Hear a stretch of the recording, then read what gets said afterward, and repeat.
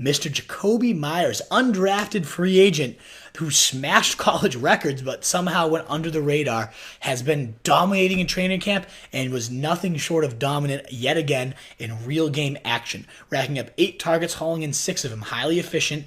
68 total yards and 2 touchdowns on the night for Mr. Jakobi Meyers. And this is just so important, not because we've seen receivers come in and flash and have some monster preseason games but do nothing really afterwards. But what this is really important is because he's been Tom Brady's reported favorite target throughout camp. Apparently has hauled in 12 of 14 Brady looks, was his go-to guy in no huddle drills against the Lions, just was the first guy on 3 pass catches from Brady. And this wasn't with Brady in this game, but you see why Brady would be so fond of this guy. Reliable routes is exactly where the quarterback expects him to be. Can separate from coverage really well. Even when he's not open, he was thrown open in this game because he uses great body control, especially in the red zone. We saw him out-muscle some defenders for one of those touchdowns there. He's apparently made highlight plays every day in practice, whether that's making great contested grabs over people, whether that's circus one-handed toe tappers on the sideline.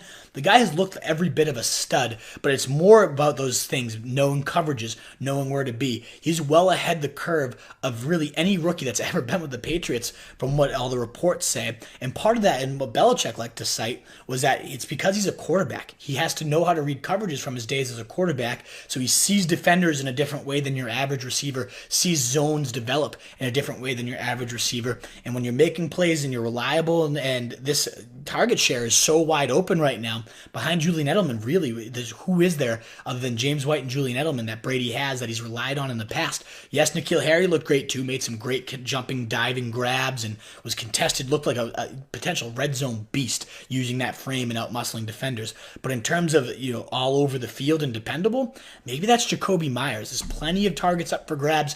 Who knows if any of these guys, because Inman had his flashes, Maurice Harris had a nice one-handed touchdown. Who knows if any of those 3 guys truly separate and become that clear-cut number 3 guy in this offense. But if it's Myers or whoever it might be, they could have some serious value. Of course, when you play with the GOAT, when you play in one of the league's highest-powered offenses, there's always value potential there. So Jakobi Meyers has fast become one of my favorite late-round penny stocks.